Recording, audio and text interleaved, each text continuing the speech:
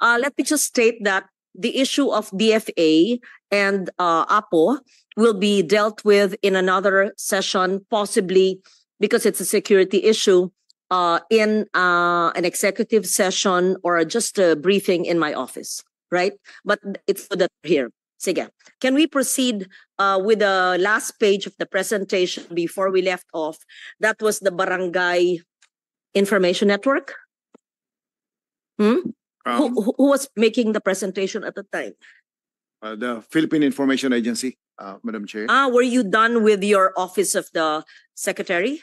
But, well, if I may be allowed, I'm just Madam so, Chair. ano, here's sa Senado, sandali. Sorry, Senado. Lighting. Pag tumitingin ako dyan, ang pangit. Lahat kami, pangit, di ba? Ang lighting. Tinan nyo ha, sa House of Representatives, ang gaganda nila. Ang ganda ng lighting. Hindi.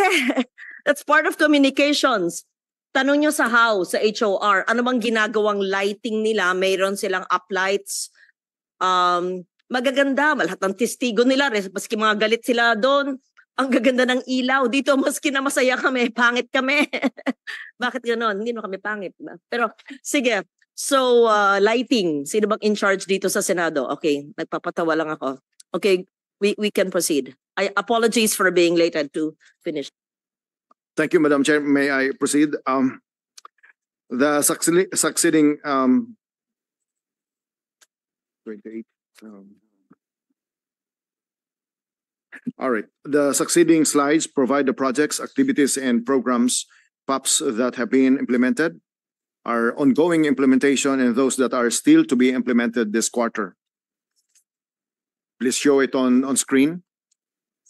These are some of the major implemented PAPs accomplished by PCO. The team has a detailed presentation. That's why there's a hyperlink to every item. But every focal person in this PCO team is ready to answer details. What's the question na punta tayo sa barangays? What was the Barangay Information Network? You said that you had information officers per barangay. Baka tinanong ko, kakagaling ko lang sa Antique. Wala naman silang alam dun. Wala naman silang alam sa mga barangay information officers. Is this just a planned project? Or is this an ongoing project? Or is this going to be just funded so you will implement it next year? And is this a propaganda machine for politics because it's an election year? So which? Torres. Yes, ma'am. Ilang barangay po sa Pilipinas? Magandang tanong po yan, ma'am. Meron pong 42,011 barangay. Oh, nag-iba na naman ang numero. Yes, ma'am. 42,004 barangays according... Ulitin natin. Ito na naman. Yes, ma'am. Yes, ma'am. Staff ko, mali kayo. So, 42,011. 42,011 barangays following 3 plebiscites held recently according to the Commission on Elections, ma'am. Ulit, 42,011. Yes, ma'am. Following 3 plebisito na hinold ng Yan na ang Commission on final. Elections. Yes, ma'am. Ayon sa COMELEC. Yes, ma'am. Pero sa record po ng PSA, tama po yung staff nyo, 42,004. May PSA ba dito? Your Honor, meron pa. Kayong mga ahensya ng gobyerno, magkaisa. Ayan na naman tayo. Just to clarify, Your Honor. Yes, what's the difference of the 42,011 of the COMELEC and the 42,004 of the PSA and the 42,025 according to Mr. Torres that you said? 45, ma'am, earlier. Huh? 42,045 earlier. 42,045 last week. Yes, ma'am. Ibig sabihin, nag-abolish ng barangays, naging 42,011, nag-converge, nag-cluster? Yes, ma'am. Kasi sabi mo, Duterte time, 42,045. Yes, ma'am. Ngayon, 42,000, according to COMELEC, 11. So, what's 45 minus 11? 34. Yes, ma'am. Oh, hina. 45 minus 11, 34. Yes. So, may 34 barangays na nawala. So, submit to my office the list from COMELEC of the 42,000 11. No, what is it now? 11, ma'am. 11. according to COMELEC. And what are the 34 barangays that were abolished, whatever, deleted? If you claim that in the Duterte time, which was your source in the first hearing, there were 42,045, correct? Yes. We must know what happened to those barangays. Were they abolished? Were they, what do you call this, pinagsama? Yes, ma'am. Mm-mm. Several barangays were merged and consolidated. Merged. ma'am. Yes. How do you call it? What is a accurate term? Merged, abolished, clustered, what?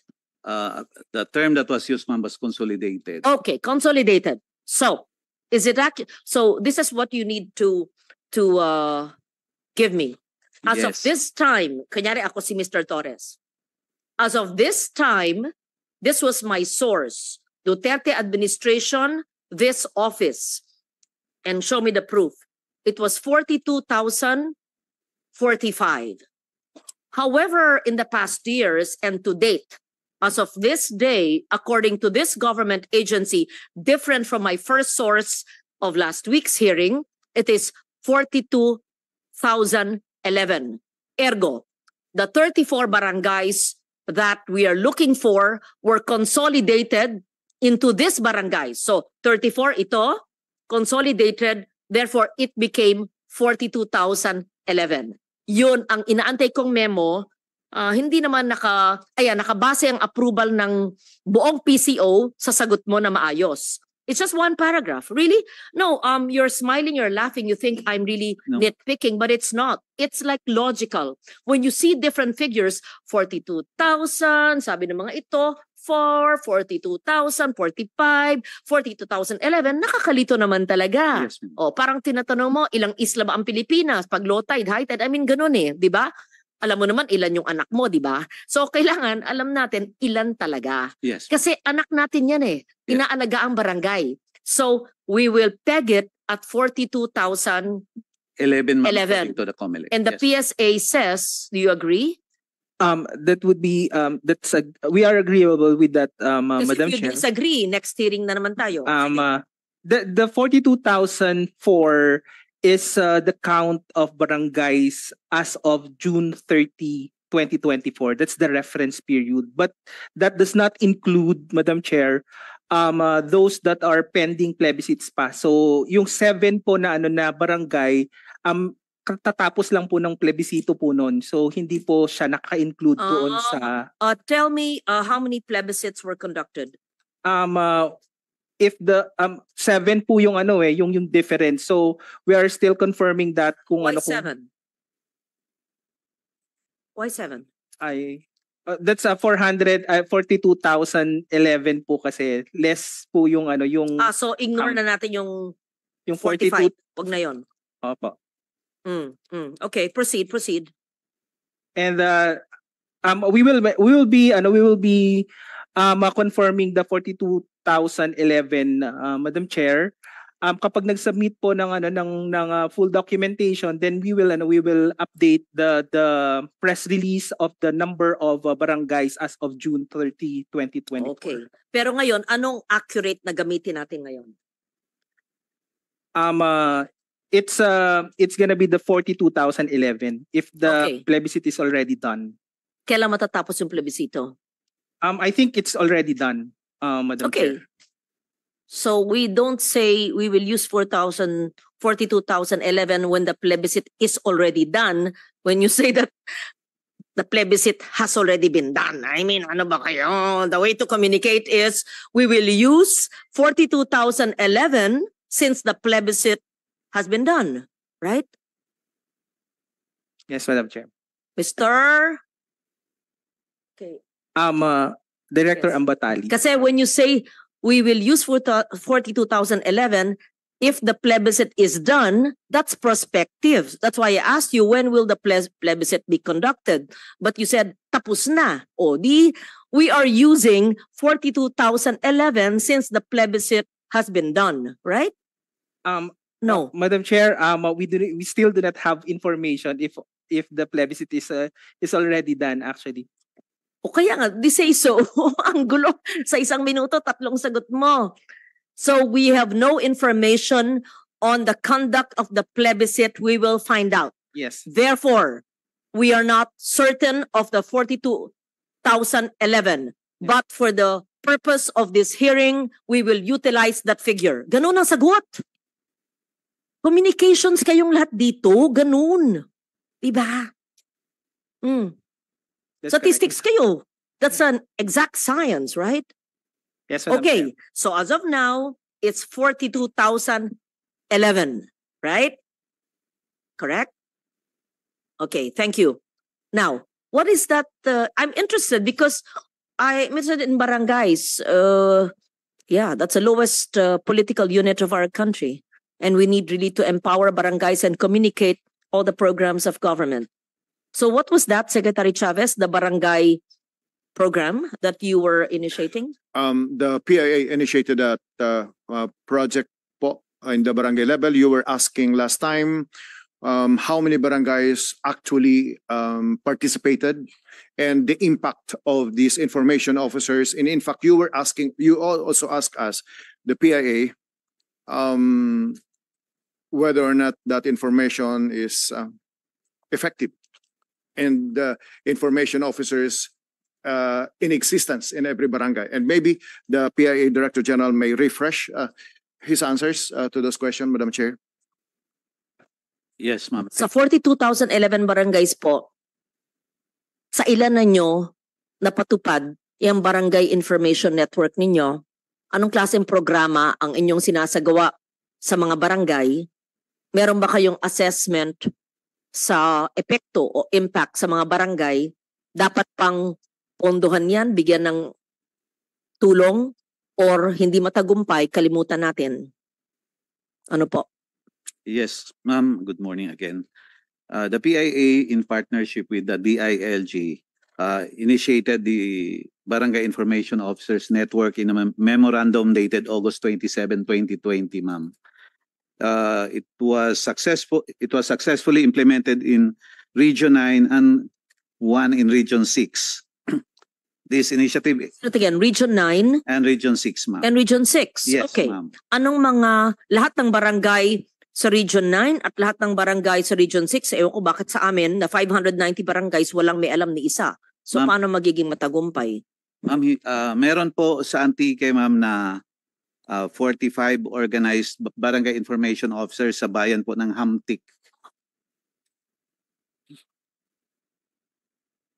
Yes, ma'am. So we have a total, in Aklan we have 20, in Capiz we have 97, in Guimaras 98, Iloilo 76, Negros 75, sa Victorias po yun, sa Cadiz. Officers po, ma'am. Barangay information officers po yung binabanggit natin na bahagi ng Barangay Information Network po. Sa Ano ang ginagawa ng barangay information officers? when Are they military or police spies? Are No. they are they propagandists of government? Are they teachers? Are they mentors? What are they? Are they researchers? These barangay officers are responsible for disseminating yung information po, especially ng government to the grassroots level kasi barangay level po sila. Usually, karamihan po sa kanila ay barangay secretary po yung mga part ng barangay na na-assign na barangay information. Hindi po ito bukod sa barangay leaders or hindi ito po yung barangay captain at officials at iba pang functionaries kung hindi yung barangay secretary ang tinatalaga na barangay information officer. Yes, ma'am. Para po ititrain po sila ng PIA kung paano mag-communicate, pag gumawa ng mga reports, press releases, and all other activities na related doon sa communication para mas mabilis po. For example, yung pagbabakuna, kung magpapatulong ang Department of Health na i-disseminate sa barangay, yung vaccination, sila po yung tinatap natin to help us in disseminating What information. kind of training do you do? Let's say pagbabakuna, sino ang nag-training? PIA or DOH? DOH po, ma'am. Ang tinitrain po namin yung information officers yung sa information dissemination. For example, ma'am, kung may mga press releases or fora na i-hold, paano mag-host ng fora, To capacitate yung mga barangay information officers po, ma'am. Anong bayan po sa Aklan? Sa Aklan po, ma'am, ay Nabas. Anabas. Pakitawagan si Billy Kim po. Sandali Bye. Anong Julie? Oo.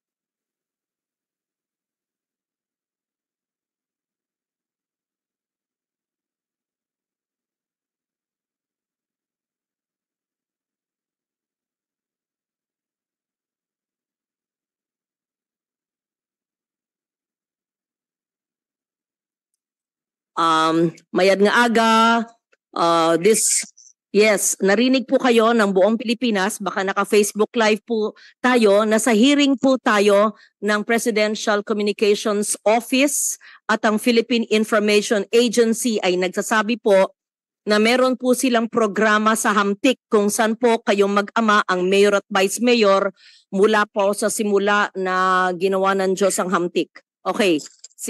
Okay, mga pasifikador o mga kaibigan natin. Okay. Ilan po ang barangay natin sa Hamtik? 47. Sabi po ni Director General Torres, nakikinig po dito sa inyo, meron daw silang programa na barangay information officers. Meron ba ho tayong ganun?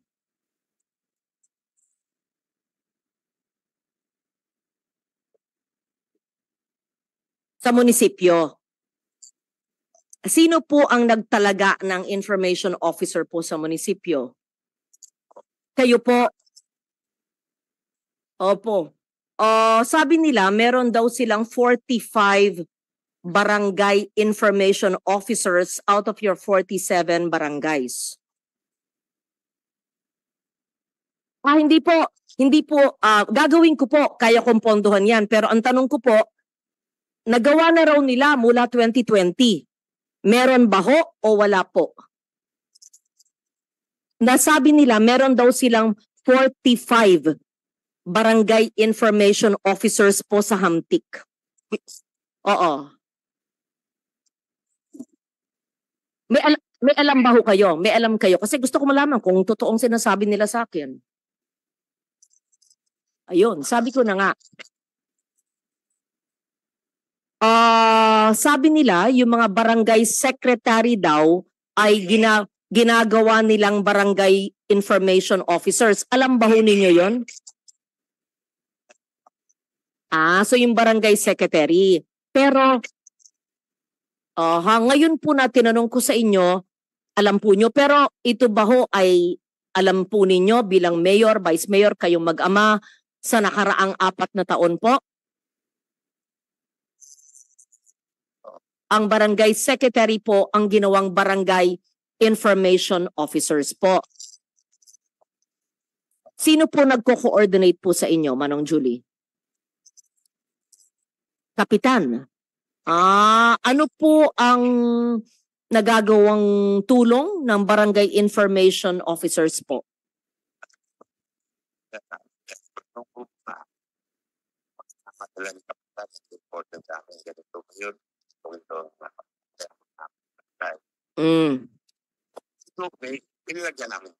Magkano po sa inyong kaalaman, you may not know, but after this call po, pwede kong hingin sa inyo ang impormasyon. Tawagan lang nyo, 1 o 2 barangay secretary. Magkano po ang binigay na pondo ng national government sa Philippine Information Agency? Kung meron man, na sweldo nila. At kung walang sweldo, anong klaseng training? Opo.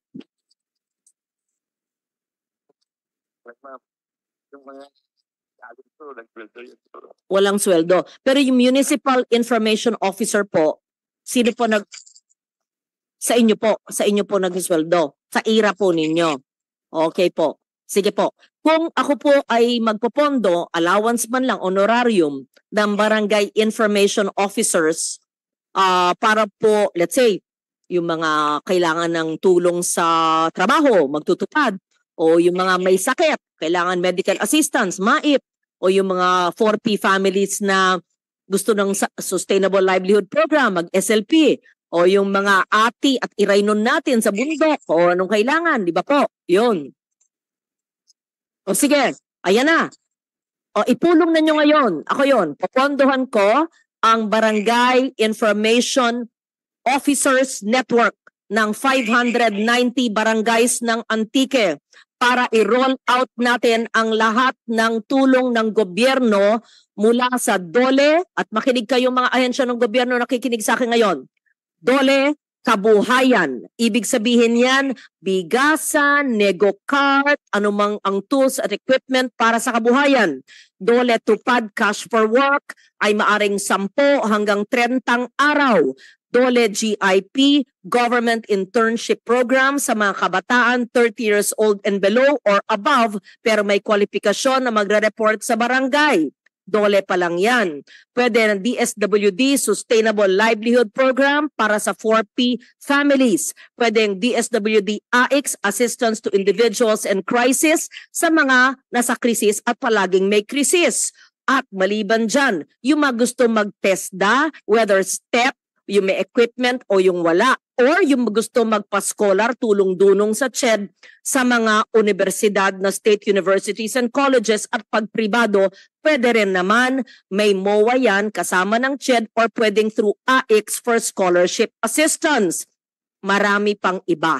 Ganito dapat, PIA kayo magsalita. Dapat sa ulado po ninyo ang programa ng gobyerno. Okay, maliban sa tatlo, DOST CEST, DOST Community Empowerment for Science and Technology for innovation projects like what I did with the University of Antique. May mga research projects sila for MSMEs para sila'y magkaroon ng kabuhayan. Kung ano yung sinauna na alam na skill doon ay buhayin. Kung ano yung yaman ng lupa, gaya sa amin may clay, pwedeng may pottery or brick making para may kabuhayan ang tao. Tama, Manong? At sa bundok, ilan po ang ating bundok na barangay sa Hamtik sa 47? 15. O, ganyan. PIA, tulungan nyo ko immediately this week. Magpadala kayo ng mga tao, i-train nyo, akyatin nyo yung bundok ng 15 po, 15.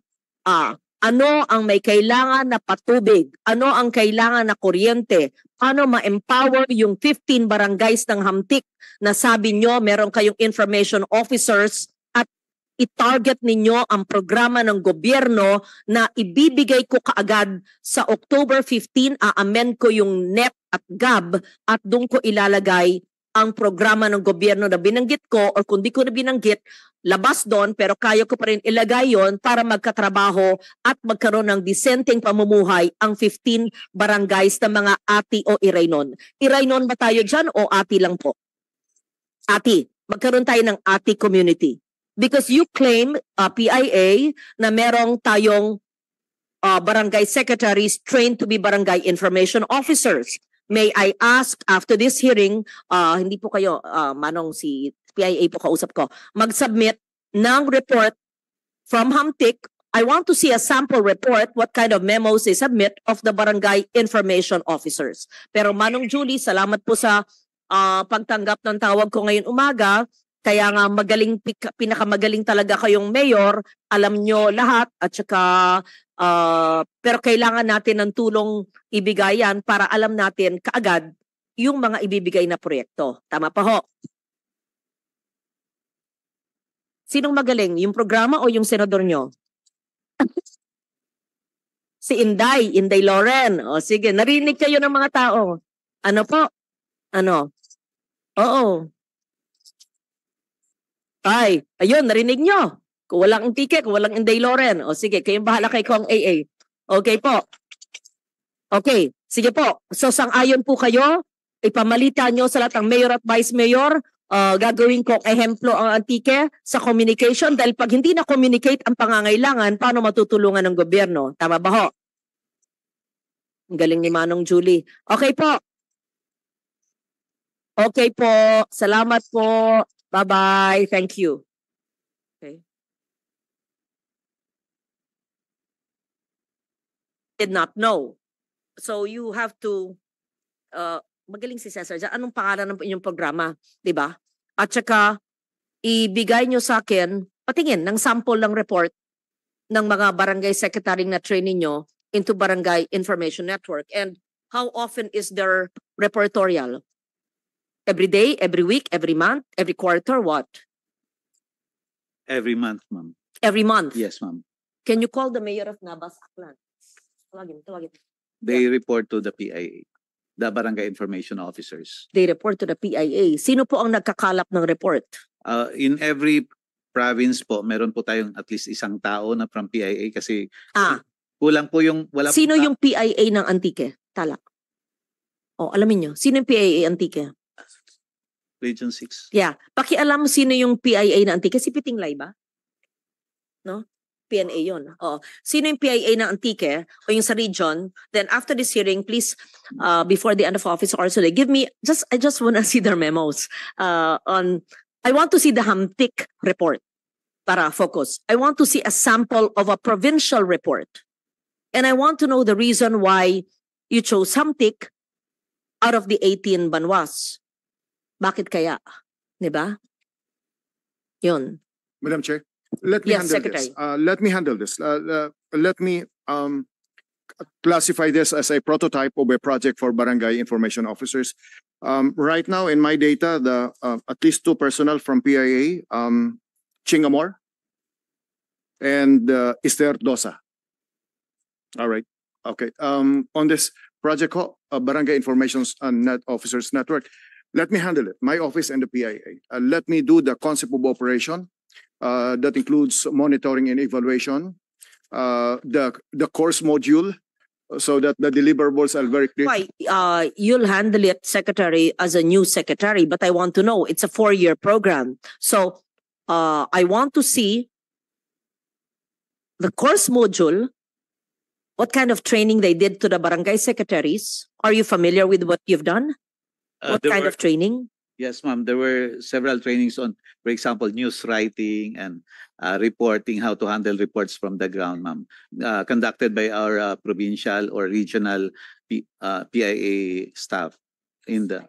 Yes, ma'am. Because sometimes very basic report writing, we use the 5 Ws and 1H. Because, Yes. for example, if there are incidents like disasters, they have to write reports very Yes, briefly. okay. Yes, So it's we really would- not news writing, it's writing. It's Yeah, memos. Yeah, not necessarily writing news. reports, Okay. yes. So writing. So kindly give me the modules you've had since you came in, no? Wala naman kayo po dyan ng 2022. 2020, 22? Okay. From the time you came in, how many courses have you had? And what kind of reports? I just want to have an idea, right? And you said that you only rolled it out in Hamtic in the whole of Antique and only Nabas in the whole of Aklan, right? So hindi naman lahat. Hindi kaya, ma'am, kasi wala tayong tao. So Wala kayong tao. we Walang tao don't have enough to train. personnel, PIA personnel, ma'am. For example, in one province, for instance, in Zamboanga del Norte, we only have 1 PIA personnel. Why will you call it a nationwide barangay information Because network if you don't have the people this is to do a it? plan, ma'am. The expansion of the Plano pa lang ito. the Barangay Information Officers Network is a plan because we have existing areas already that are successful. For example, in Region 9 and Give Region me 6. a one successful Yes, barangay. we will submit No, to you now. If it's successful, you would remember it. what barangay was that? There are several barangays, ma'am. For example, in Pagadian City, all the barangays in Pagadian City are members of Barangay Information Network. Yes, ma'am.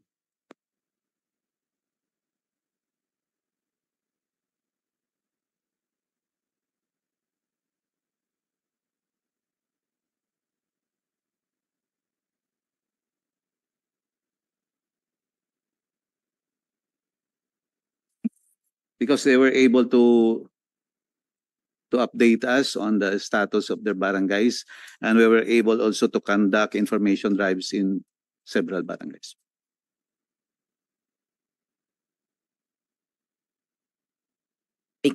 So may I have a report from you? Of course, you can always sugarcoat your report, but I want to see a copy of a report from one LGU. And as I promised, if I like a program, we can roll it out in other areas. I may not fund the whole country, but I'll select. Definitely, I will have a program in Antique. But you have to show me the module. I may have the funds, but you don't have module. And what will you do? How to communicate in simple language? What questions to ask? Maybe PSA can help you. They are research-based. Because everything, the decisions we make as leaders of our country, appointed or elected, should be science-based, right? It should be accurate, science-based, and accurate. So, patingin ng report, patingin ng sample module nyo, maliban sa news writing, ano pa? Dapat alam din nila ang mga programa ng gobyerno para pagpunta nila dun, ito, ganito yun. Tapos, hindi naman lahat may internet, ay meron tayong simpleng brochures sa simpleng maiintindihan in their language. Not in English, not in Filipino, maybe in Kanaraya, if it's Hamtik, we don't know, right? Could even be comics, something understandable, right? Okay, proceed, please. All right. Thank you, Madam Chair. Let me proceed. Aside from the barangay information officers, Before we leave that, how much is your funding for that, for one province? Or let's say one town na lang, one town or one barangay. We have no funds. We only provide for that project. We only provide free training and workshops. What do you mean no funds? You used funds. You yes. used funds from your NEP or your Yes, ma'am. organic budget. So my question is, how much does it cost per barangay or per LGU? What do you mean you didn't have funds? You just did it using your organic funds. So yes, ma'am. We just do it was an idea and you did it without any additional amendment. funding. But how much more or less did it cost? We only provide the per diem of the personnel that go to the barangays, ma'am. Since you say that you utilize the barangay secretary, should it be the barangay secretary or it could be any barangay official? Usually it's the barangay secretary, but sometimes the barangay chair would appoint somebody Okay. else. So barangay secretary and or the choice of the kapitan. And we need the module, the cost, the frequency, and an assessment since you started it. Okay? Yes, ma'am. Yeah. We will provide you all. Okay, thank you. May we just offer Yes, as thank- information, ma'am? Yes, Yusek Tala.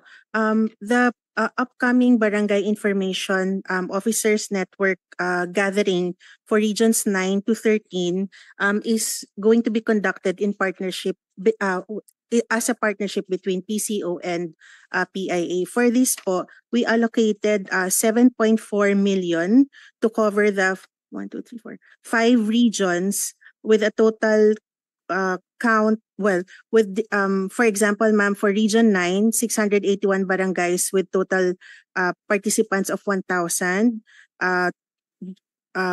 with corresponding amount of 2.069 million. We'll submit, ma'am, to the committee this information for your reference po. Thank you.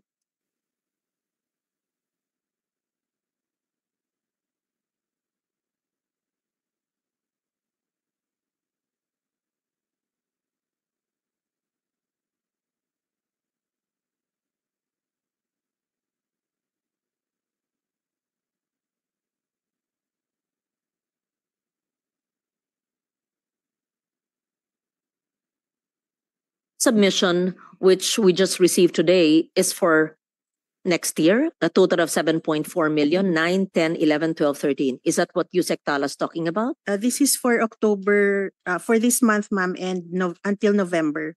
They will be conducting 5 regional. Using your funds that you already have? Yes, ma'am. Okay. Apo. It says August to December 2024. Why did you select only these regions? Ma'am, we wanted to pilot it in Mindanao, especially because of the need to reach out more people in the barangay in the hinterlands to bring the projects of the for this coming month, ma'am.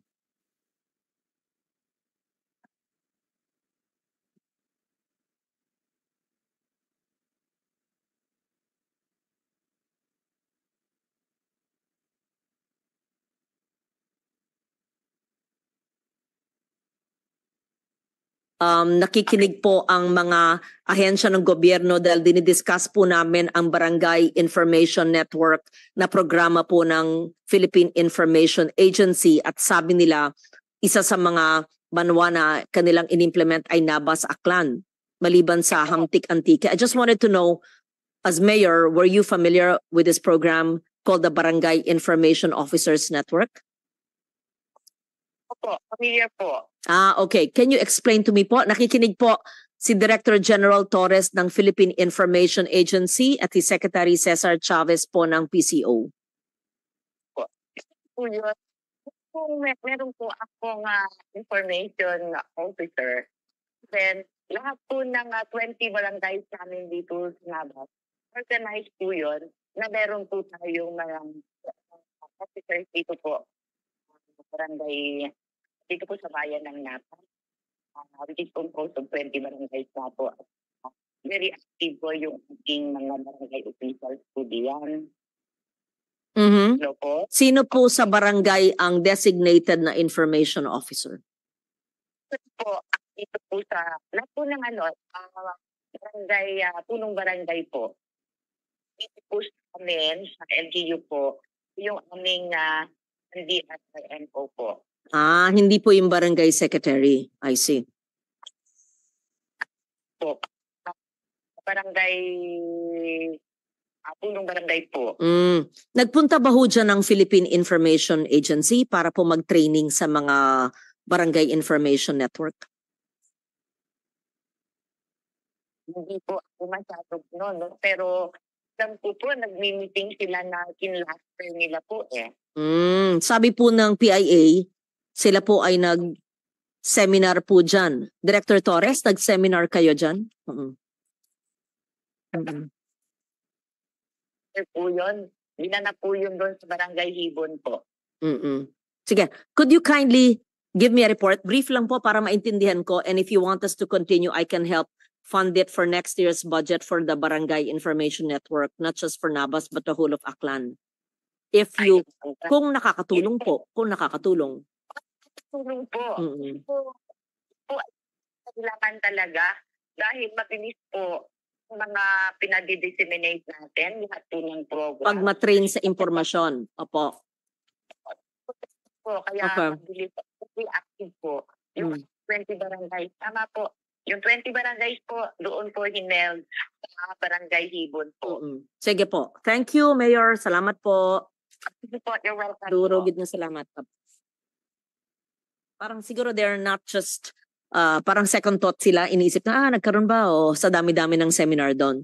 Dapat siguro mas maigting, yung branding mas maliwanag at saka sino ba, yung kapitan ba, yung secretary ba, kung sino. Tas maganda yung module, maliban sa tinuturuan natin sila mag-communicate sa written and spoken word, but also knowing the programs of government. So when they go, pinapaliwanag din yun. Okay.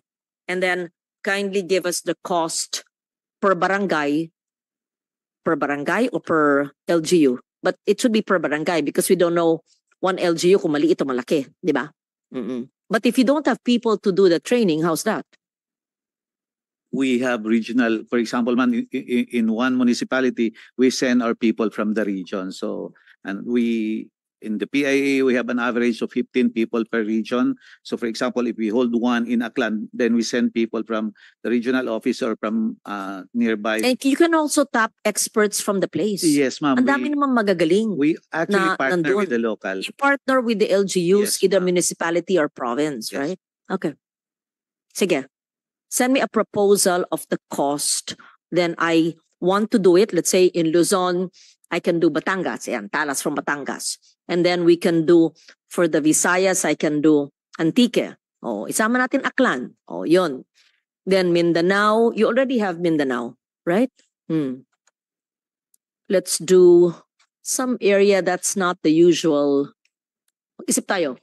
I'd like to fund, yeah. And maybe in the Cordillera, let's do Ifugao. Let's do Ifugao. Anyway, we think, but just give me the proposal. Thank you. Okay, please proceed. All right, to proceed, Madam Chair, there's the following slide. These are some of the major implemented POPs accomplished by PCO as of September 30, 2024. Slide 26. To proceed, the media operations cluster have continued carrying out their core functions through these POPs, such as press briefings, media coverage, including the conduct of recently held National Information Summit, among others.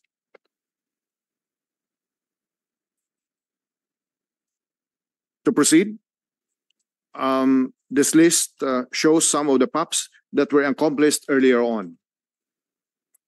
We submitted to your office the individual project profile accomplishments, monitoring reports, including the budget and some recommendations. This is in compliance with your guidance in the last meeting. The team is ready to discuss, present to you individually those projects. To proceed, these are the major ongoing POPs, projects, activities, and programs of the PCO as of September 2024, as spearheaded and organized by the Media Operations Cluster, including our provision of communication support for the conduct of Asia Pacific Minister Conference on Disaster Risk Reduction.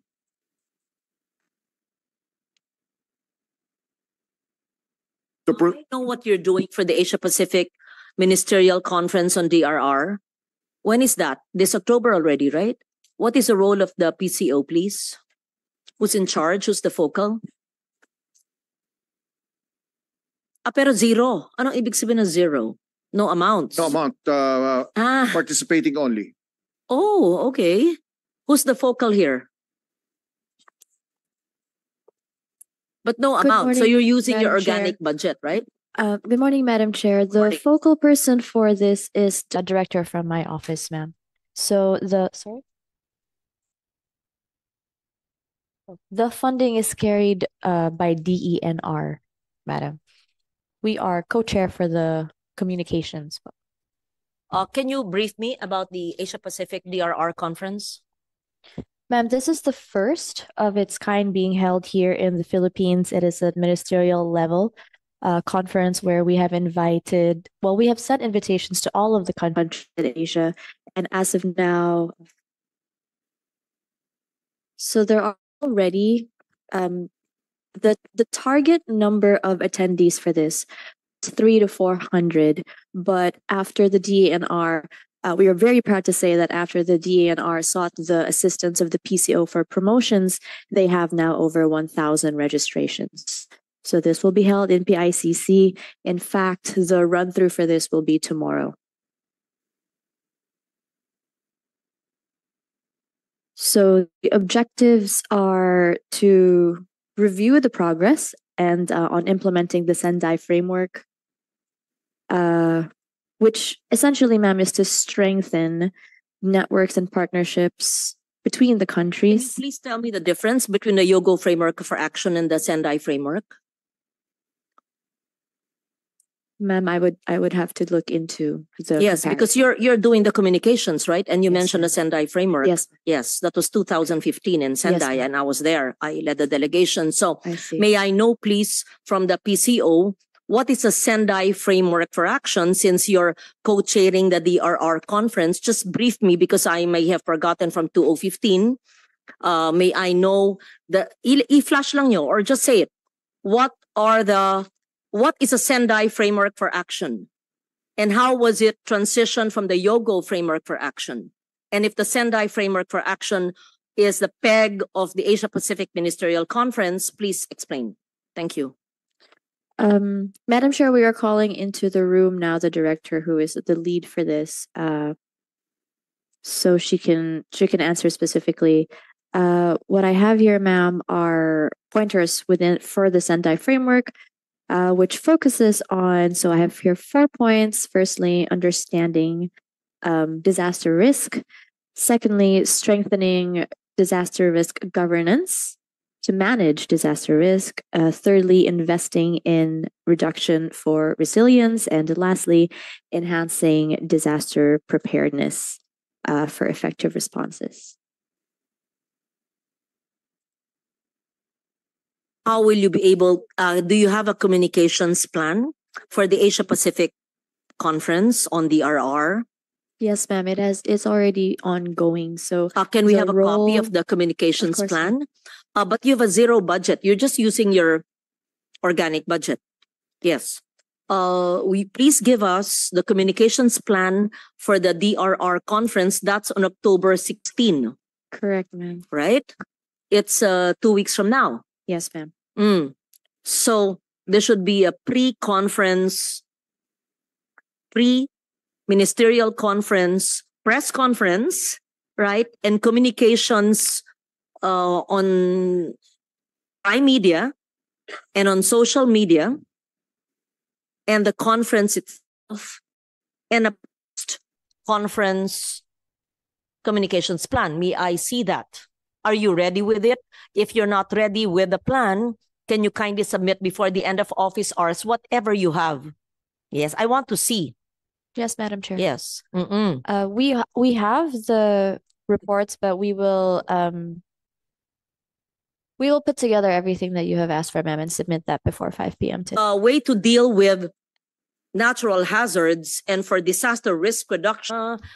But all of that should be communicated, understood in the local language and or dialect in the different regions, provinces, barangays of our country. Yeah. So I need to see, please, your communications plan. I want to see how the PCO prepares for a major conference, in the country. Yes, Madam Chair. We will submit the communications plan before 5 p.m. today.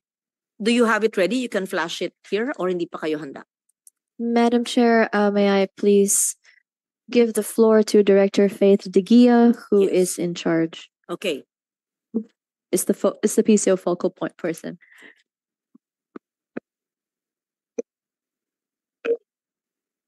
Morning, Madam Chair. So for the media plan, actually, we're co-chairs with DNR.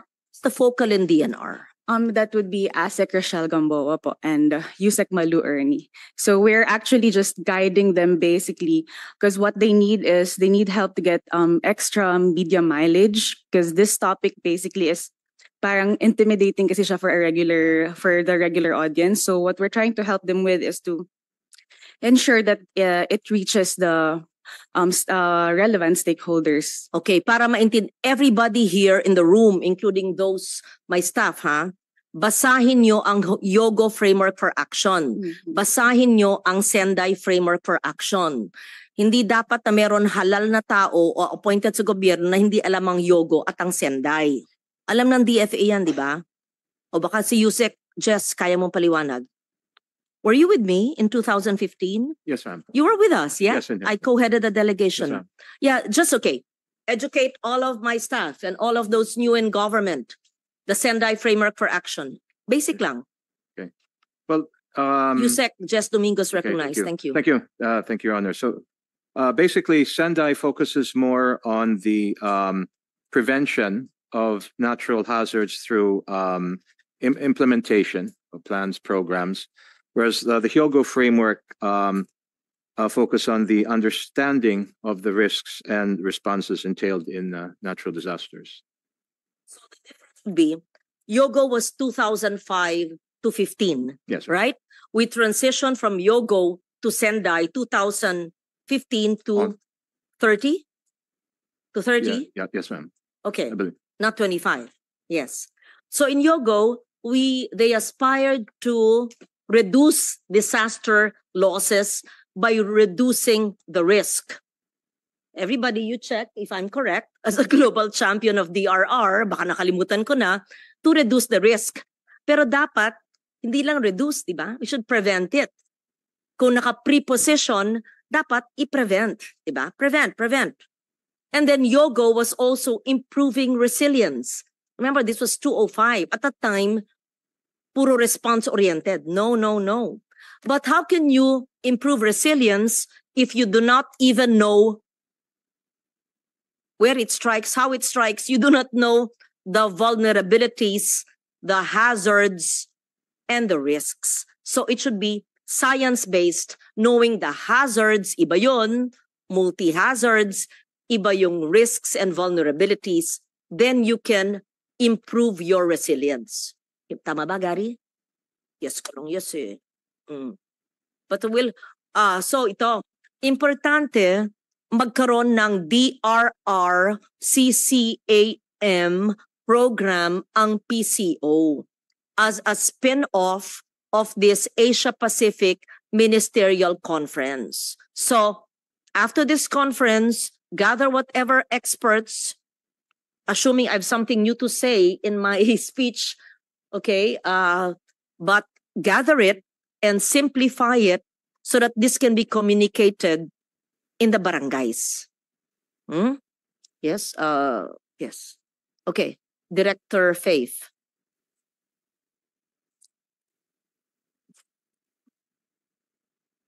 We're actually working with DNR po with regards to simplifying the technicalities that's involved in this conference. So what we're going to be helping them with basically is to release, to help them with media mileage. So we're going to assist them also with social media plans. So we're going to be covering each events. We're going to provide coverage via photo releases, PRs, captioning, and also live streaming of the event. So basically, technical work po yung ipoprovide namin tulong sa kanila. So DNR takes care of That's the substantives. the substantives. But it doesn't mean just because your media, you just do, okay, we do Facebook Live, we do live streaming, okay, we post the PR, that's it. No, you should understand what you're covering and posting, right? Yes, yes, Yes, so I'll have a separate meeting with the media team with Tala and Cesar for this before the event. And I want to see first, maybe we don't discuss it now. Give me your media plan.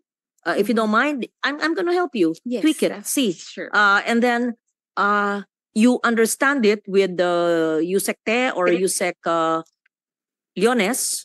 Yes, have a briefing. Just read on DRR so that you know what you're communicating, right?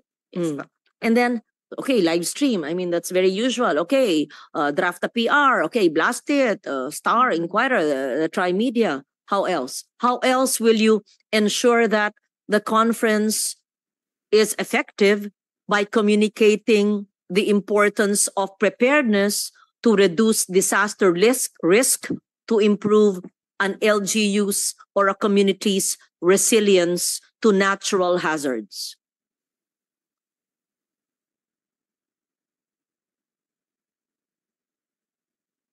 Looking into getting parang champions po from each LGUs to talk about their best practices, what they did during specific disasters, natural disasters. So parang ano po, mga stories nila on how they went about it para mas relatable po siya actually sa masa.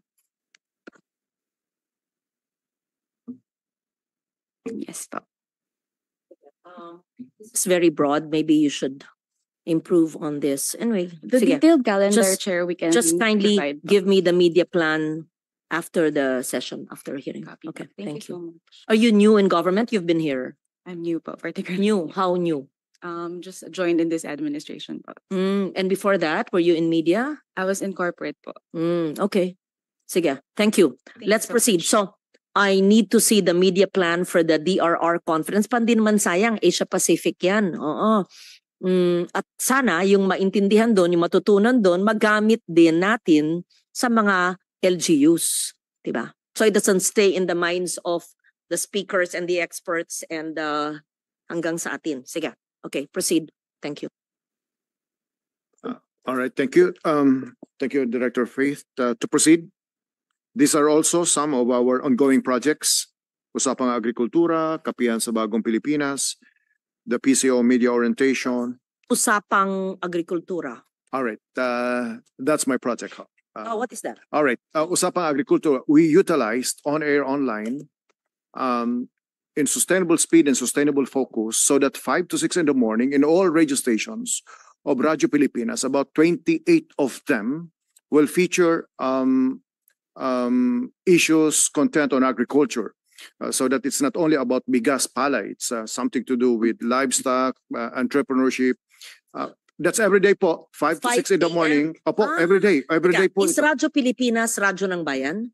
Formerly Radyo ng Bayan, it Okay. is now Radyo pare- Pilipinas Okay, po. pangalan lang yun. So, there are 28 radio stations. Opo, opo. Okay. Opo.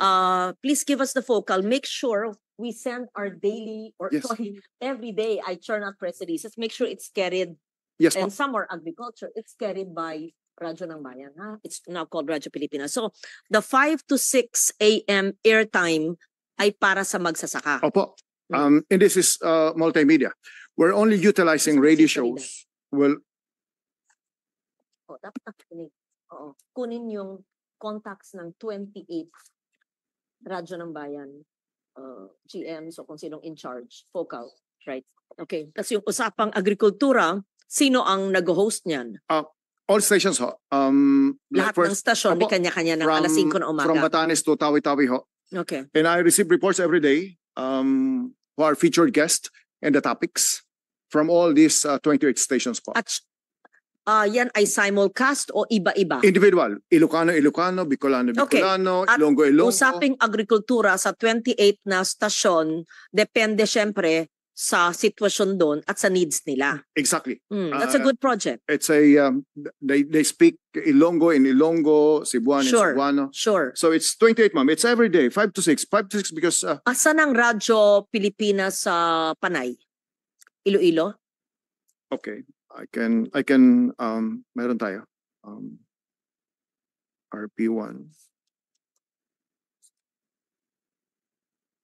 I have the list of all radio stations so I can provide you. Yes. Saan ang sa Region 6?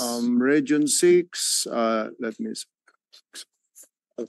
As micromanaged as this, kausap ko ang 5 barangay captain sa Pandan, sa aking banwa.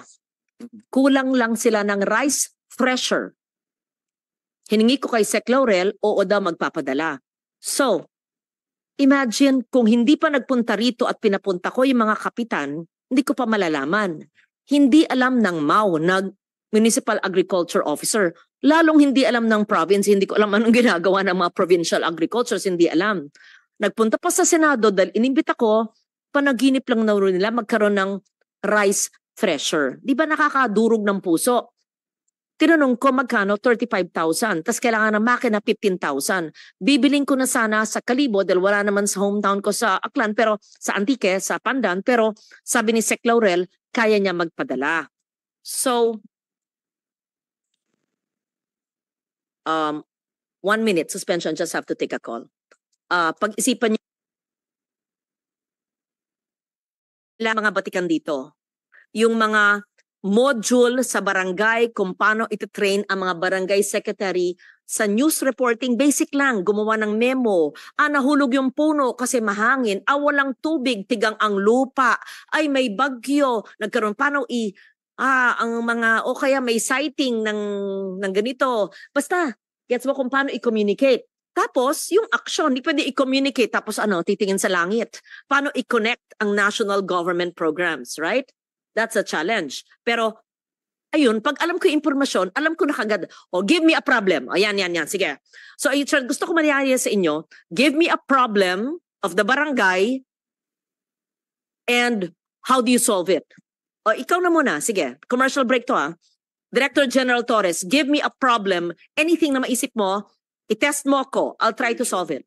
Ma'am, walang tubig sa irigasyon Anong irigasyon? para sa palayan.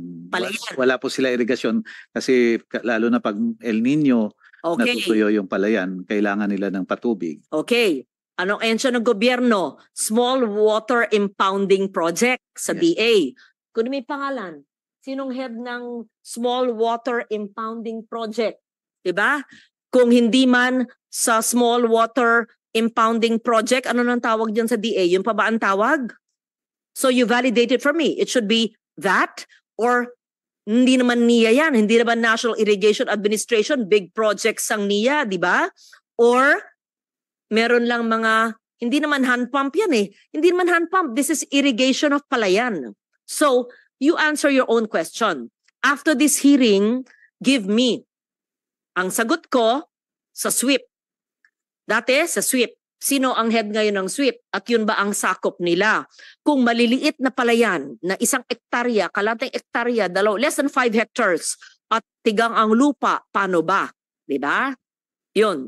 Ang aking intindi, dapat DA. Pero ang DA, hindi naman napopondohan lahat. Paano ba?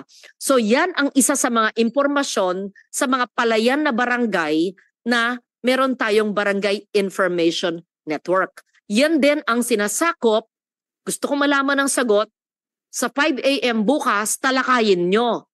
Care of Successor. Yung sagot mo at yung sagot niya, ipapagsama ko. Oo. So pag hindi ngayon syempre tigang ang lupa, pero moving forward, Pebrero, Marso, Abril, titigang ang lupa. Paano? Paghandaan natin yan. Diba? Tapos, kunin nyo kay Myra, tawagan lahat ng 18 na MAU ng Antique, ano ang solusyon sa tigang ang lupa na walang patubig at ilang ektarya kada banwa at sinong ahensya. DA yan, alam ng DA.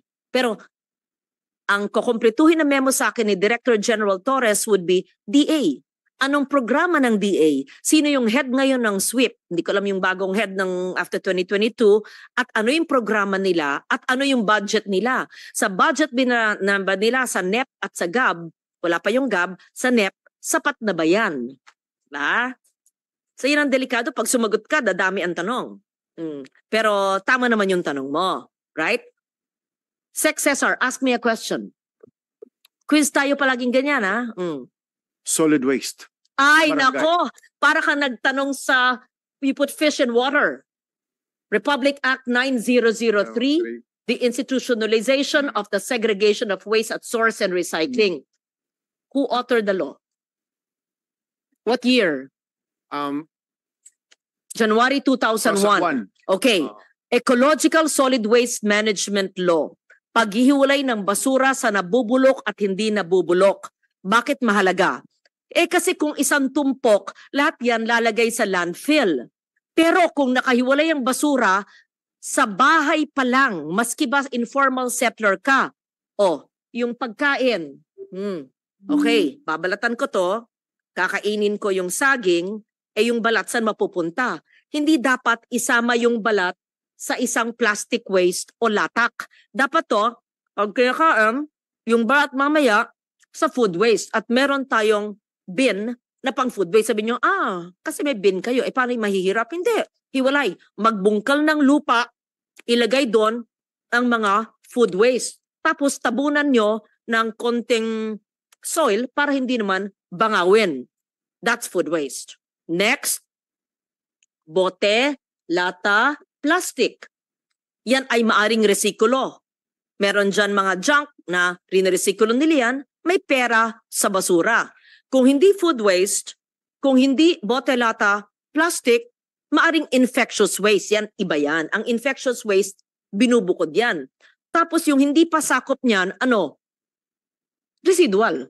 Yun na lang. Tagalog, latak. Anong ibig sabihin yan? Yun ang mga kokolektahin, lalagay sa environmentally engineered sanitary landfill. Anong kaibahan? Pag walang ESWM RA 9003, sama-sama ang basura, lahat sa landfill. Pero pag may striktong pag-segregate ng waste at source, recycle, compost, hanggang 80% may diversion. Ano ibig sabihin diversion? Ay naging food waste, organic or fertilizer, or na-recycle. 20% lang ang kokolektahin mapunta sa landfill. Ang laking diferensya. Hindi nagabundok ng basura parang Smoky Mountain nun or Payatas kung may disiplina lang ang Pilipino sa paghiwalay ng basura. Do I make sense? Did I make sense in 1998 when I first wrote the law? Right? Yusek, Ridaw, how do you communicate that to the Filipino people? First, are you convinced? Or dapat magkasama ang basura at hindi sinusunod yung batas? Ma'am, actually, the PCO launched through the direction of Successor something very similar, which was Kalinisan sa Bagong Pilipinas, and recycling was part of that din po, informing at the barangay level the ways in which we could all participate in the cleanup through recycling. It's not just recycling. Recycling is just one. It should be segregation at source. Because how can you recycle if you don't segregate? So segregation at source, recycling, and composting. Bakit tayo bibili ng imported fertilizer kung kaya natin gumawa sa ating bahay-bahay? Maski sa paso, maski walang lugar, ilagay mo lang sa paso at may konting soil, di ba? Ganun. So, parte yan ng usapang agrikultura. Parte yan ng barangay information, ha? Director Torres, isama nyo sa module ang paliwanag sa ating mga batas sa kada barangay, sa kabundukan o sa karagatan. Bakit punong-puno ng plastic waste? Paano? Tinatapon doon. Bakit nagbabaha ang Metro Manila?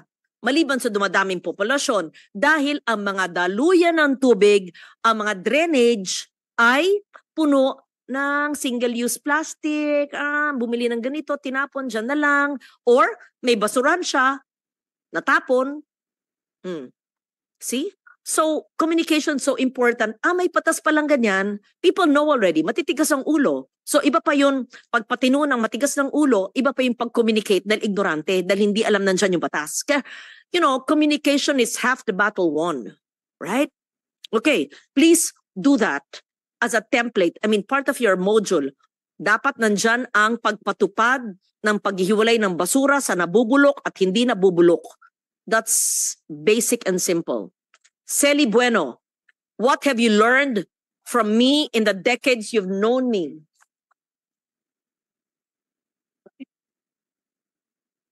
Broad, detalya, paano mo ipapaliwanag sa barangay na pinupuntahan ng PIA sa kanilang barangay? Kung ikaw mag-lecture sa Barangay Information Network ng mga anuman alituntunin na dapat malaman na makakatulong sa tao. Ma'am, yung water impounding, kasi may iwasan yung, di ba, kapag nagpanahon ng El Nino, salat sa supply ng tubig. Pero yung ginagawa ninyo, di ba, doon sa inyong restaurant sa Tagaytay, kapag panahon ng tag-ulan, naiipon yung water. So panahon naman ng tag-araw, magagamit yung naiipon na tubig. I-research nga nyo, hindi ko alam kung sino nag-author. Bago pa ako maging senador, meron ng Rainwater Collector or Collection Act, 1989. Nasa college pa ako noon. So, sino yung enlightened senator na gumawa noon na dapat ang DPWH, bawat barangay, may collector na ginagawa ko sa bahay ko, sa farm ko, yung makaya kong influence. Simple, alulod ng tubig sa bahay, tapos nahuhulog, underwater cistern above ground. You're able to use the collected water, right? Nakapasa si Celi Bueno, ha?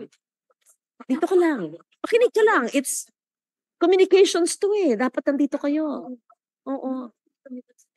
Sige. Okay. Okay, thank you. Yeah. So, where are we? Usapang agrikultura. That's very good.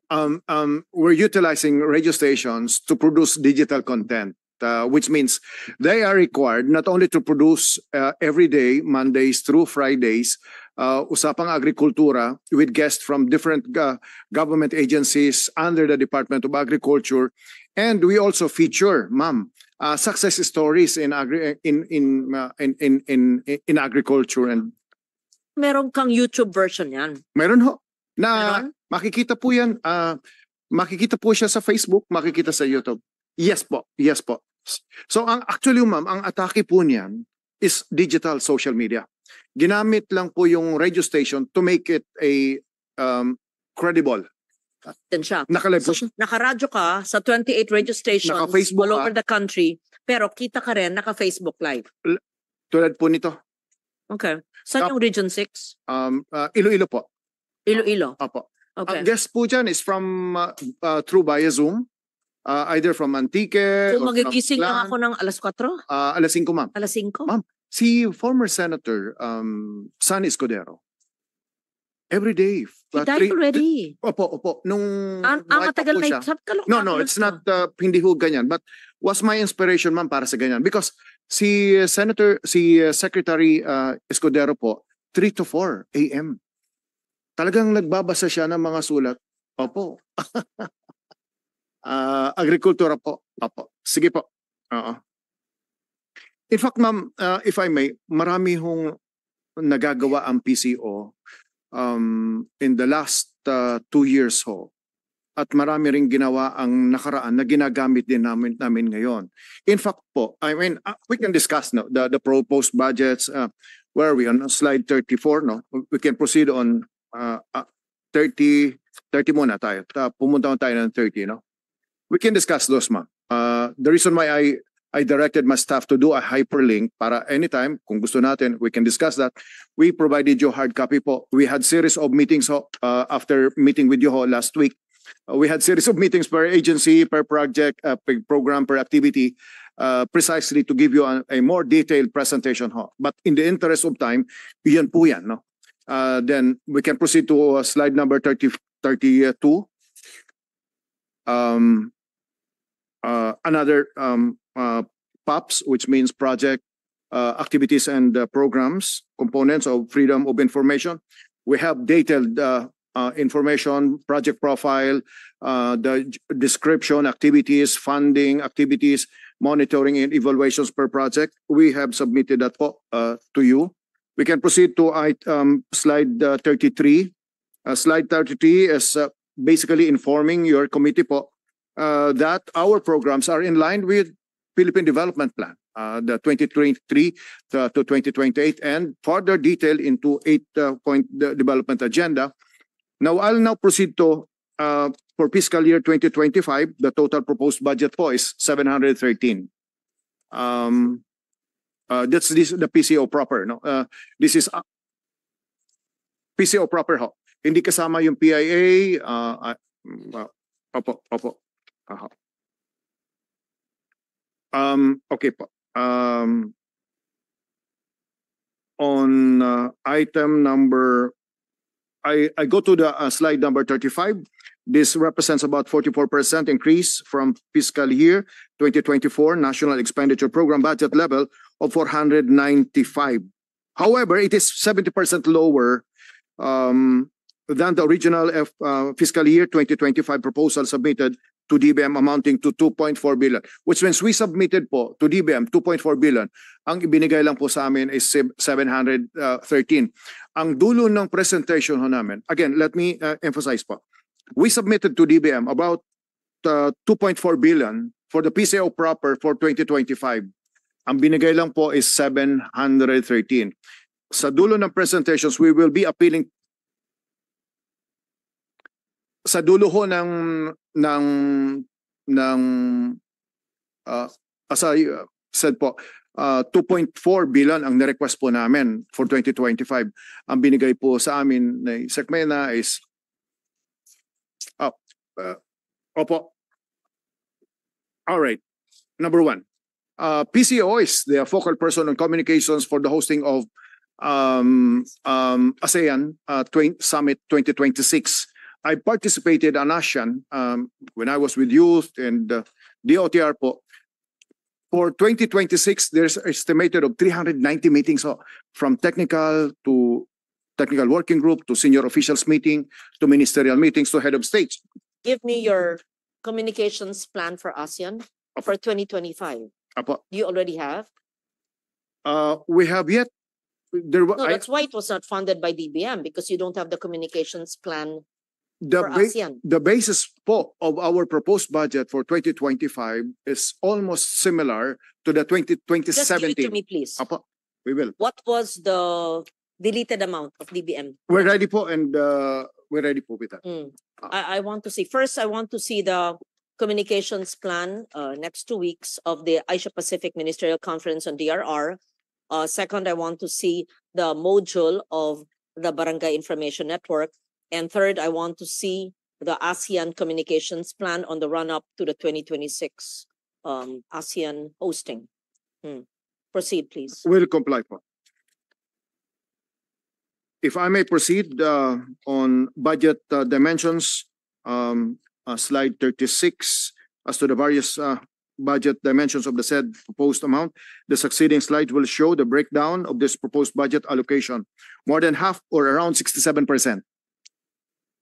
Of this amount will go to maintenance and other operating expenses, while personal services PS component will have a share of 31%. Only I want to know what the PCO is doing. Where do I go? Do you have, what is your, what platform do you use? All right. There's a PCO Facebook. Okay. Um, What's your following? ilan na ba tayo ngayon? 3? Ma'am, recently we hit 3 million followers on Facebook. I'll visit your Facebook page. It's an active and engaging because our job, number one, is on presidential decisions. Every day, number one is on presidential decisions. So Sec- it only covers the president or any program of government. including other government agencies. Only in the executive, not the Senate, not Congress. No, ma. No, but only when they're signing, then you include us. Opo. So Or even if I send you my press releases, you will not carry it because you're only carrying presidential events. it doesn't follow po. Because you are covered by the state media. We have reporters here. PNA Channel 4. There's let me explain the integrated news. The PCO with PIA, PNA, the Radyo Pilipinas, and the IBC 13 and PTB4 is one. Agency. We're one hub. If you do a speech, if you do a press statement, you go somewhere in Bicol or in Ilocos, you are covered by PIA, you are covered by PNA, you are covered more logically by Channel 4. That is transmitted to us. That is transmitted to us. That is transmitted to us in the hub, in the Unicom. In the same is utilized. That content is used by the state media po.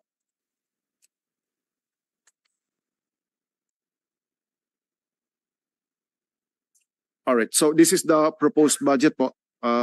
Internet. Only 2% for capital outlay. To proceed, this slide will show items that will be funded by the proposed budget for PS, amounting to 220 million. PS requirement for 198 field positions, provision of loyalty award for personnel, step increment due to meritorious performance, and night shift differential pay of entitled personnel. To proceed, our proposed budget for MOE in the amount of 478 million will be used for recurring expenses, travels, provision of additional MOE requirements for newly created offices, logistics, communications, media production services, among others, and provision for ICT requirements, but updated by ISP. To proceed, the continuing cost for internet, satellite, subscription expenses, repairs and maintenance of ICT, purchase of semi-expandable ICT equipment, and other expenses related to ICT trainings. On the capital outlay, our proposed budget for capital outlay for fiscal year 2025 is only 14 million. Will be allotted for procurement of additional ICT equipment. Next, 97% of the total amount reflected in PCO proper, kami lang po ito, for proposed 2025 budget under the NEP pertains to the agency-specific appropriations directly intended for our operational expenses and implementation of core programs and projects. A very, very minimal portion of total proposed budget, 3%, will be part of the automatic appropriations corresponding to government share of retired and life insurance premiums being remitted to GSIS. Next, here are the major programs activities to be funded by our proposed budget for 2025. These are reflective of what we did for 2024.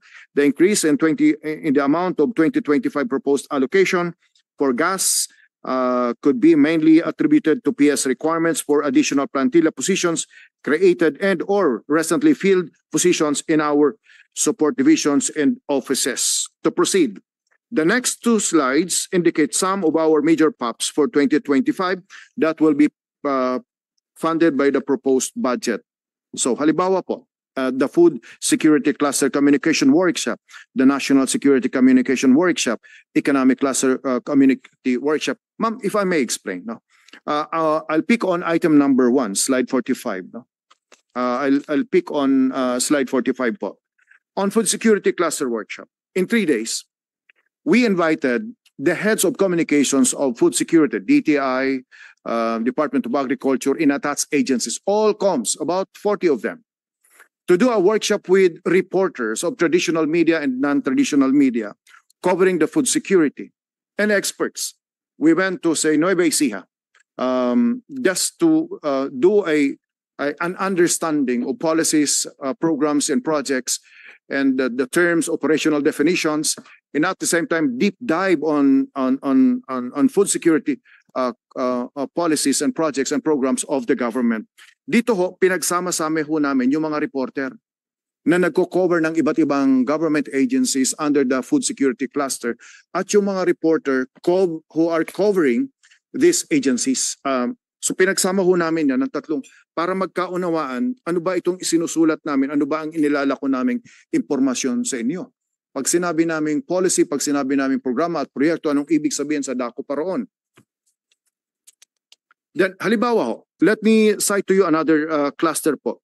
National Security Cluster Communication Workshop.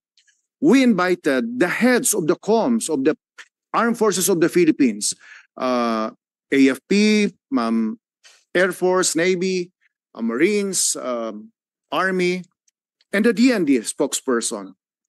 This perspective, this is for We've done that.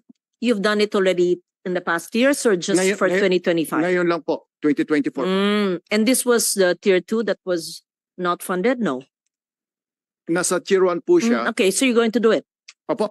Food security, Food security the same. nandiyan na agri, pasok dyan. Opo. Saan pasok ang climate? Climate change, ma'am, is And DRR. climate change, ma'am. Sinama ho namin, well, where the DRR thing, the INVI and the EDRR thing is yet to be organized po. So, Kasi, teka, foods, balik doon, balik. Balik sa pahina. No. I just want to see the list again, please. Yeah, okay. slide 45. Food security, okay, nandiyan ang agri, nandiyan ang tubig, no? National security, law and order, including external threats, internal and external. Okay? National security would be both military and police, right? Including the Department of Foreign Affairs. We invited the DFA, the Okay. DI, the So Department national of Justice. security. Opo. Okay. And then economic development, very broad, but that would be investments. It could be micro enterprises, MSMEs. They should know all the laws on trade and commerce, the OTOP. They should know the Magna Carta for MSMEs. They should know the Barangay Kabuhayan Act. They should know all the recently enacted job laws, job generating laws. They should know the very old PESO law, the Public Employment Service Office, and also they're very good. The PESOs are very good, and meet with them so the PESOs know the job needs of the people in the community. Sa economic yun. And then the investment opportunities in areas. Social development. That's very broad, but what about social development? Informal settlers?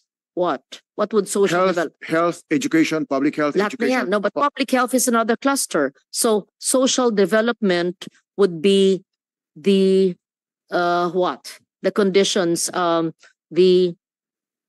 What would social development cover? Context and background po. This refers only to the communicators Mm. of DSWD, education sector. Okay, so Urban poor, counterpart nyo yan, yeah. So DSWD. So that would be informal settlers. That Urban would also poor. be, let's say, for children, the malnourished, undernourished, stunted children. That would also cover, let's say, the needs. Na pero public health na yun eh. So, himayin nyo ano yung sa social development cluster, and where would culture, arts and culture and heritage come in? Where will education come in? Where would DRR and climate resilience come in? Infrastructure, that's very clear. Public health, that's very clear. So, saan nyo papasok ang climate change adaptation and mitigation and disaster risk reduction, DRR, CCAM? Saan nyo ipapasok yung ibang mga tinanong ko kanina? Okay. Shoot nyo dyan. Apo. Sa which basket, right? Apo. To clarify po, these are PCO initiated. On DRR and NVI, we are participant to their projects. No, but what are these? These are workshops. Workshops, communication workshops po. Yes. Apo. So it's good to cover all aspects of governance in your workshops. Understood po, and I think reasonably we will comply. Diba? ARR and NFI What is the intention of these workshops?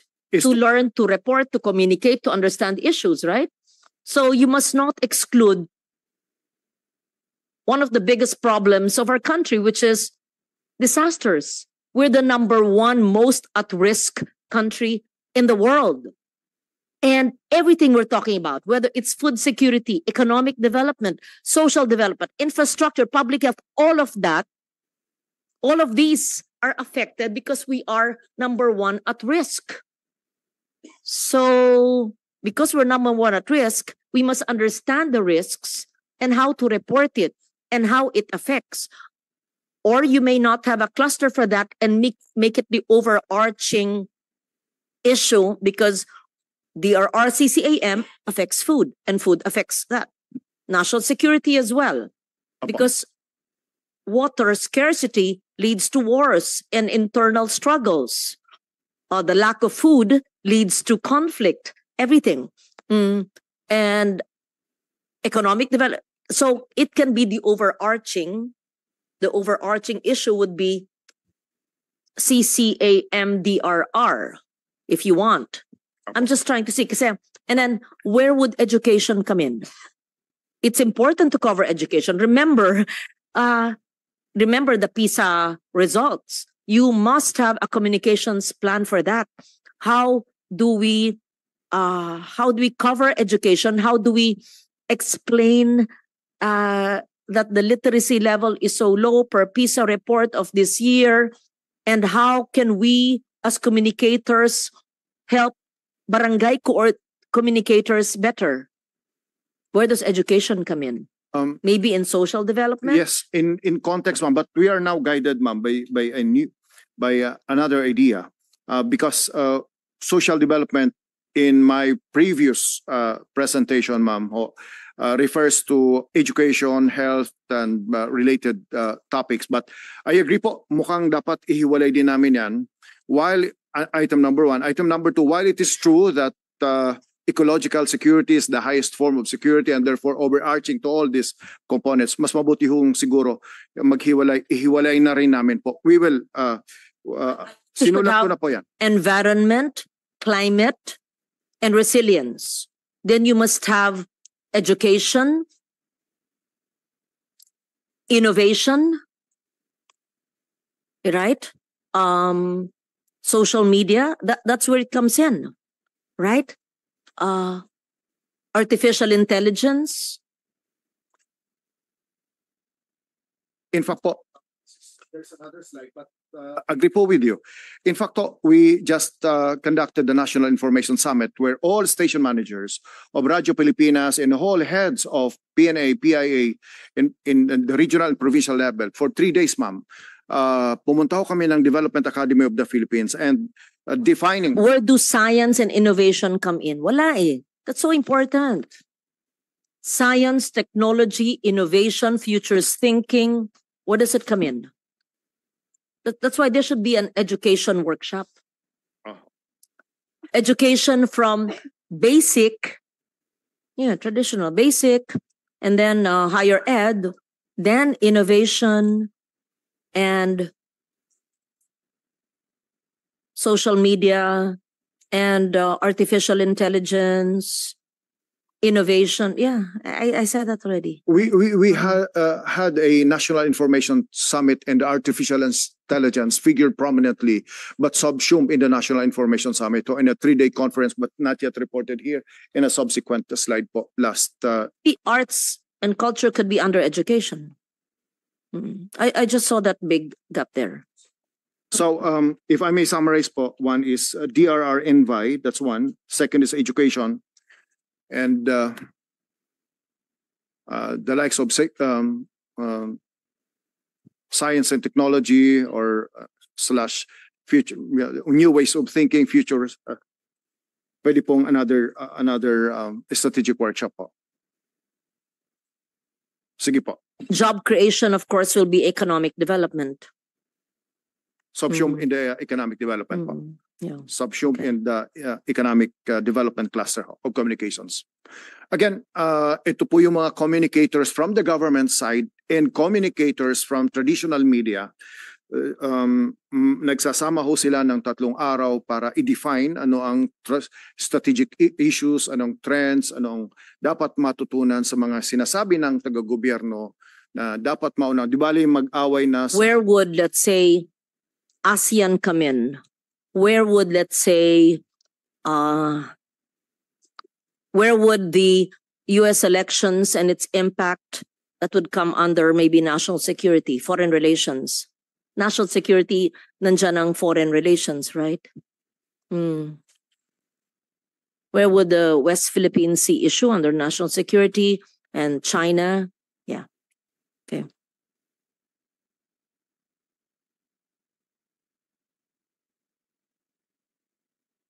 Proceed. We will cover those, ma'am.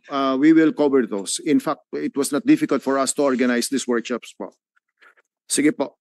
To proceed, on item 46, that's slide 46, Crisis Communication Masterclass. It's a for 2025, not happening in 2024, no? A print media conference, etc., etc. We still have print media conference. Is that still relevant? So traditional, so print media, radio. Print is still, ma'am, let me Yeah. You don't contextualize have it. television. So it's only print and radio. Let me contextualize po ito. From my point, from our point of view, traditional media is still the #1 producer of social media content. Opo. So, importante pa rin ho sa amin ang television, radyo at print. No? A radio workshop and print media, but no television workshop. And no social media or digital. We have in other slides po. We just highlighted the major ones, pero mayroon na kaming social media workshops continuing. This is retooling. It's a continuing program ho of PCO. Mayroon din po kaming television on okay. Sige. So a conference and a workshop for print and radio, but no television and no digital media or social media.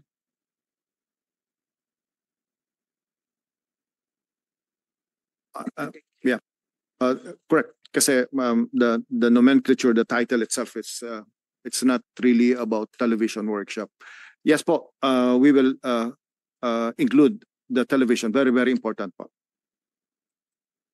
Yung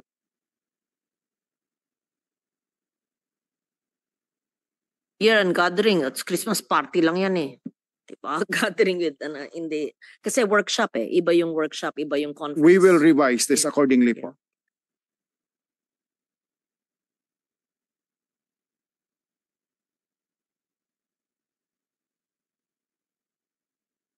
All right, to proceed, if I may,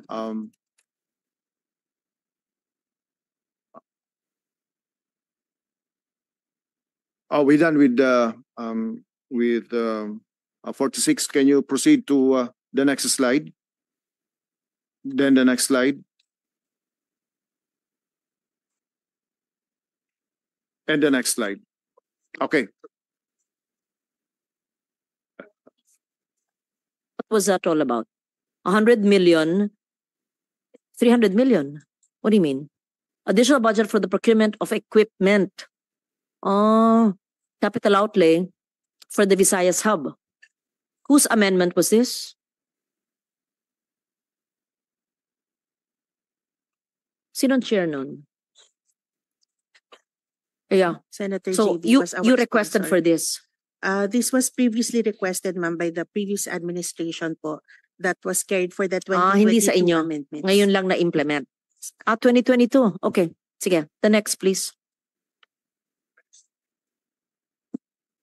For 2023, the Senate augmented, or we're done with that. For current year, the Senate likewise provided more than 300 million pesos to augment the PCO funds.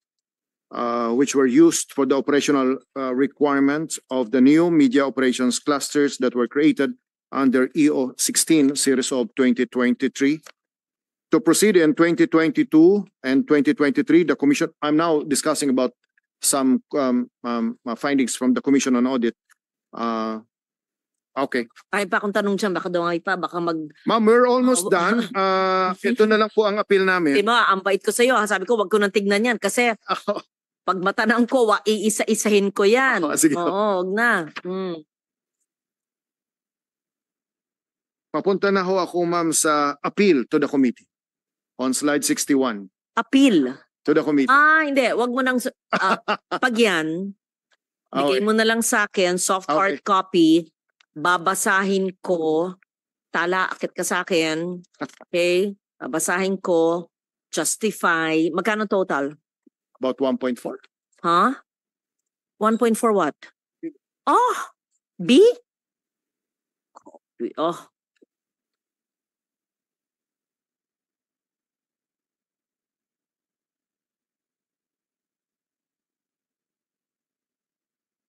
Not. Sa nakaraang taon ba? Sinong chair dito? Nabigyan na kayo ng 1 billion augmentation? 300, ma'am. Kaya nga, Senator paano kayo Angara maging 1.5B? Oo, hirap. Hirap. Mga barangay lang, di pa nyo alam eh. Alam na ngayon. Guys, give it to me now, Tala. And then prioritize, please. Okay, yun na. Tapos na. Ibang meeting yung APO at saka DFA. But thank you, sorry Gary that you had to come back. But ibang meeting yun. And then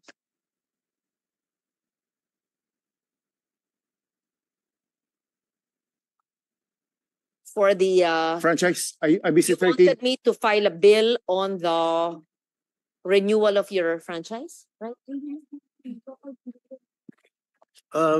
Good afternoon, Madam Chairperson. The franchise of Channel 13 was already approved by the House. It's sponsored by Congressman Joey Salceda.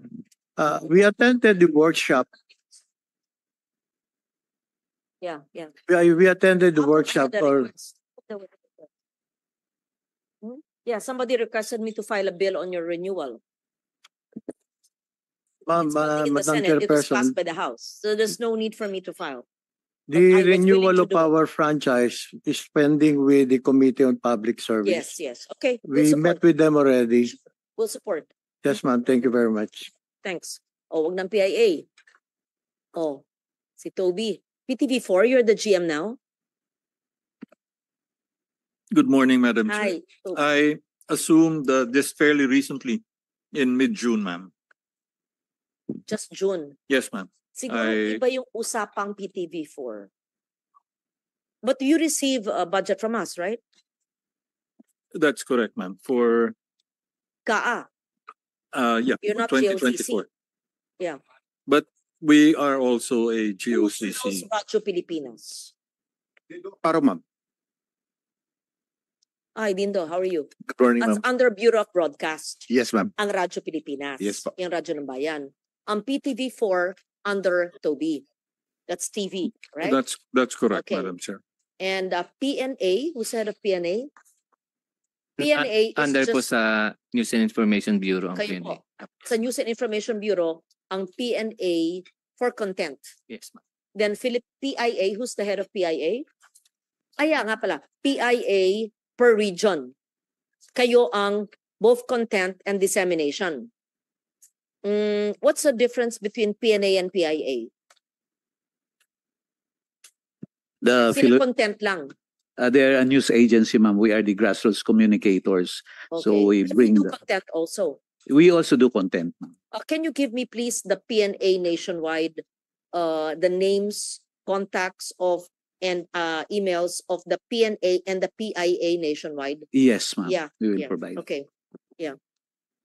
So that wherever I go, I meet the PNA and the PIA.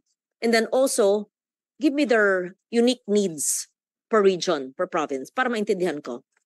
Tapos, ibang meeting na lang kami ng PTV. I mean, I'll submit your budget, but pending my meeting with PTV because nanggaling ako dyan. Nagtrabaho ako dyan ng 1983 hanggang 86. So I Yes, want to understand your programming now Yes, and how I can help. I'm the author of your charter. yes. I want to see how you're using the charter. Mahaba kasi ang PTV mahabang meeting yan. At dali Yes. ng PTV lahat ng departments, bureaus under you. What do you call it? Directors, I'm sorry. division chiefs? We have stations, ma'am. No, I'm sorry. I need to meet and see the officers of PTV and prepare a separate proposal or just sort of understand PTV for how it works now. What are the stations, its reach, Yes, ma'am. We're prepared. and who's the head of content, who's admin and finance, who are the directors, producers, like people I knew from way back. Are they still there? Is Leo Docto still there? Is he still a director? Is Director pa rin Simon po. Pasha still there? He Ay, was, pumanaw na po si Wala He na po. died? He died? I'm sorry, retired na po.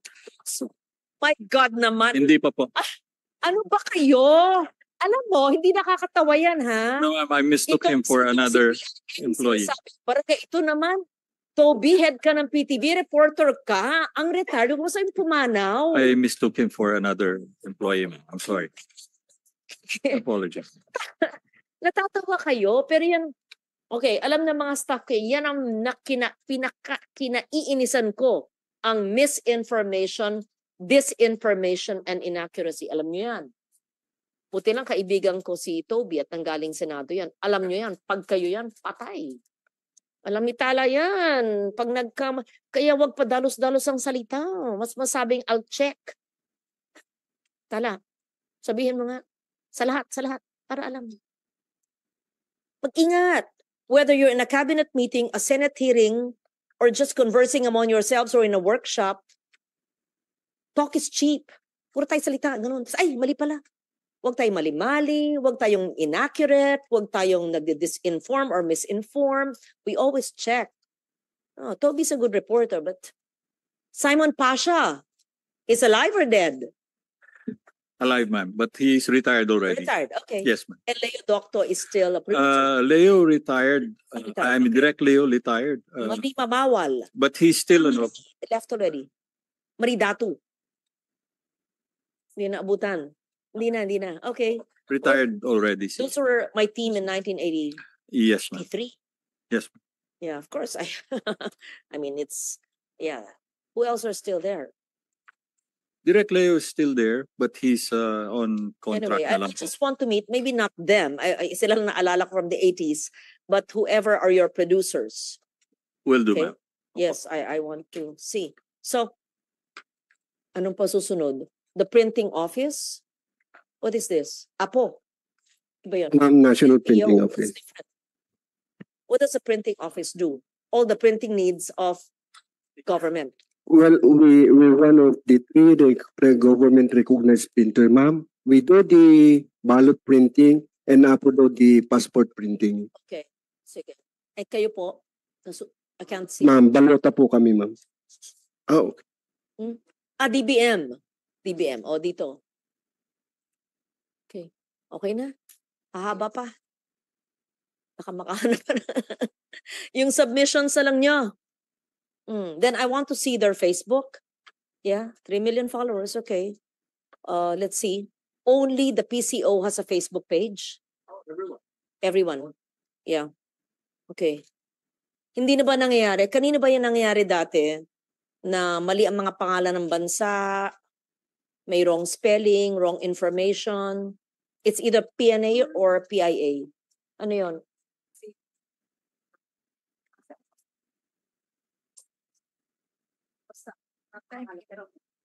Oo. Dati, sa mga nakaraang taon, may nangyayaring ganun.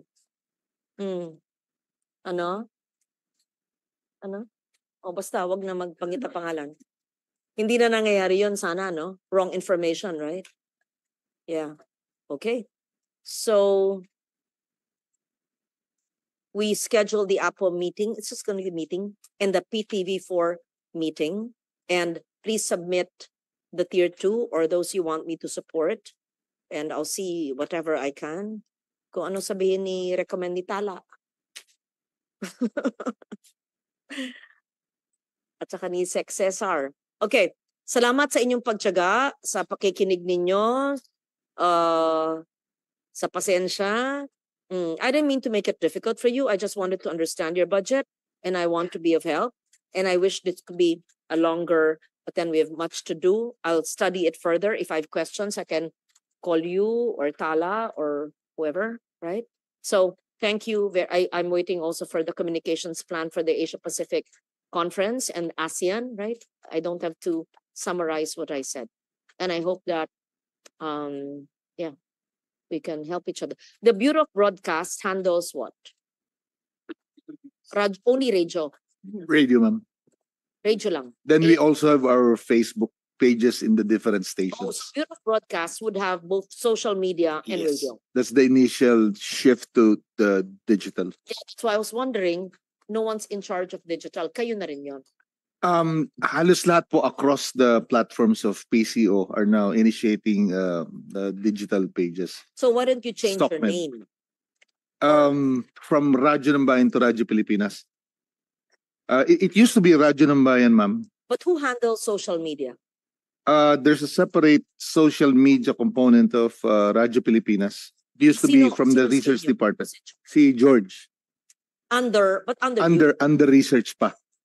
Because hindi pa siya nagkakaroon talaga ng specific unit under the organizational structure. Okay, may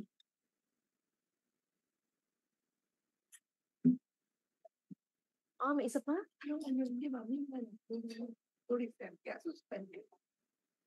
No, suspend. No, tapos na. We suspend the hearing of the budget. Yeah. But you Wala have na. to close the budget. Oo. It has to be for plenary. Kaya nga, plenary. We But suspend. We suspend only. Suspend because- only this PCO? No, ma'am. You suspend your hearing. May hearing. Briefing pa lang to. Hindi PCO lang. It's only a briefing pa lang. So the budget is approved for plenary, but the briefing is only suspended. Hindi pa pala hearing ito. Yes. Since the GAB is not yet with us. So we suspend the briefing, but we consider the budget as approved, subject to an increase. I will not decrease you. Subject to an increase after my study. Sige, thanks. If you give me good proposals, then I can always increase your budget. Right? Tama ba? Then, right? What did I do with tourism? And we suspend,